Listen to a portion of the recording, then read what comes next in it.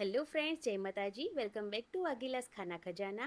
Friends, normally ટીંડોળાનું શાક અવારનવાર આપણા ઘરમાં બનતું જ હોય છે, બટ એકની એક રીતે તમે જો આ શાક ખાઈને કંટાળી ગયા હોય તો આજે આપણે એક નવી જ રીતે ટીંડોળાનું શાક બનાવીશું.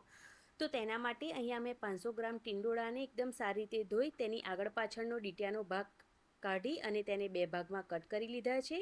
હવે તેને ફ્રાય કરવા માટે ગેસ પર પેન મૂકી 2 થી 3 ચમચી જેટલું તેલ ગરમ કરીશું. તેલ ગરમ થઈ જાય એટલે બે ભાગમાં કટ કરેલા ટીંડોળાને અંદર એડ કરી દેવાના છે. સાથે સ્વાદ પ્રમાણે અહીંયા આપણે મીઠું ઉમેરી દેવાનું છે અને તેને એકદમ સારી રીતે મિક્સ કરી લેવાના છે અને 2 થી 3 મિનિટ માટે ટીંડોળાને તેલ સાથે એકદમ સારી રીતે અહીંયા આપણે ફ્રાય થવા દેવાના છે. 2 થી 3 મિનિટ જેટલો ટાઈમ થઈ ગયો છે. તો હવે તેની અંદર 2 ચમચી જેટલું અહીંયા બેસન ચાળીને એડ કરીશું. બેસન એડ કરવાથી જે ટીંડોળાનો શાકનો જે સ્વાદ છે તે ડબલ થઈ જાય છે, એટલા માટે બેસન જરૂરથી એડ કરવાનું. બેસનને પણ ટીંડોળા સાથે એકદમ સારી રીતે મિક્સ કરીશું. ગેસની ફ્લેમ મીડિયમ રાખી 2 થી 3 મિનિટ માટે બેસન સાથે ટીંડોળાને એકદમ સારી રીતે આપણે ફ્રાય થવા દેવાના છે. તો અહીંયા 2 થી 3 મિનિટ જેટલો ટાઈમ થઈ જાય એટલે ટીંડોળા આપણા એકદમ સરસ ફ્રાય થઈ જાય છે. તો હવે તેને આપણે ગેસ પરથી નીચે ઉતારી લેવાના છે અને હવે ગેસ પર કઢાઈ ચડાવી તેની અંદર 2 થી 3 ચમચી જેટલું તેલ ગરમ કરીશું. તેલ ગરમ થઈ જાય એટલે તેની અંદર જીરું એડ કરીશું, અડધી ચમચી જેટલું. હવે એકદમ ઝીણી સમારેલી મીડિયમ સાઇઝની 2 નંગ ડુંગળીને એડ કરી દઈશું અને તેનો કલર ચેન્જ થાય ત્યાં સુધી તેને આપણે સાંતળવા દઈશું. તો ડુંગળી સંતળાય છે, સાથે જ તેની અંદર આદુ લસણની પેસ્ટ પણ ઉમેરી દઈશું. જો તમે લસણ ના ખાતા હોય તો તમે સ્કીપ પણ કરી શકો છો. હવે બંનેને એકદમ સારી રીતે મિક્સ કરી અને સાંતળવા દઈશું. ત્યારબાદ મસાલામાં અહીંયા ઉમેરી દઈશું 1 ચમચી જેટલું તીખું લાલ મરચું. સાથે જ ઉમેરીશું 1 ચમચી જેટલું કાશ્મીરી લાલ મરચું, જેનાથી આપણા શાકનો કલર ખૂબ સરસ એવો આવે એટલા માટે. અડધી ચમચીથી પણ ઓછી એવી હળદર ઉમેરીશું. 1 ચમચી ઉમેરીશું ધાણા જીરું પાવડર અને હવે બધા જ સૂકા મસાલાને ડુંગળી સાથે એકદમ સારી રીતે મિક્સ કરી લઈશું.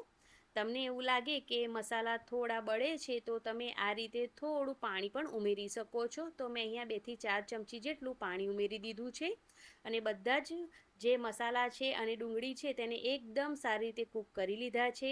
ત્યાર પછી તેની અંદર 2 મીડિયમ સાઇઝના ટામેટાને આ રીતે ક્રશ કરી અને પછી એડ કર્યા છે. સાથે જ અહીંયા સ્વાદ પ્રમાણે મીઠું ઉમેરીશું. ધ્યાનમાં રાખવું કે ટીંડોળા ફ્રાય કરવામાં આપણે ઓલરેડી મીઠું ઉમેર્યું છે, એટલે આ ગ્રેવી પૂરતું જ અત્યારે આપણે મીઠું ઉમેરવાનું છે. હવે બધી જ વસ્તુને એકદમ સારી રીતે કૂક કરીશું જ્યાં સુધી તેલ છૂટું ન પડે ત્યાં સુધી. તો અહીંયા ગ્રેવી એકદમ સરસ રેડી થઈ ગઈ છે, તેલ પણ છૂટું પડી ગયું છે.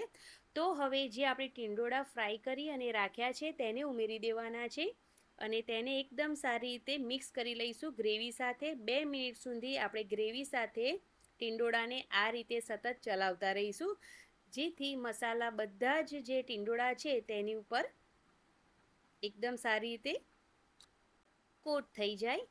1 થી 2 મિનિટમાં આપણે એકદમ સારી રીતે ટીંડોળા છે તે મસાલા સાથે કોટ થઈ ગયા છે. તો હવે તેની અંદર આપણે પાણી ઉમેરવાનું છે. તો મેં અહીંયા 1.5 વાટકી જેટલું પાણી ઉમેર્યું છે. પાણી ઉમેરી તેની અંદર આપણે એક ઉભરો આવે ત્યાં સુધી આ જ રીતે તેને સતત હલાવતા રહીશું. એક ઉભરો આવી જાય એટલે ગેસની ફ્લેમ છે તેને આપણે મીડિયમ કરીશું અને 7 થી 8 મિનિટ માટે આપણે જે આ ટીંડોળા છે તેને કૂક થવા દઈશું.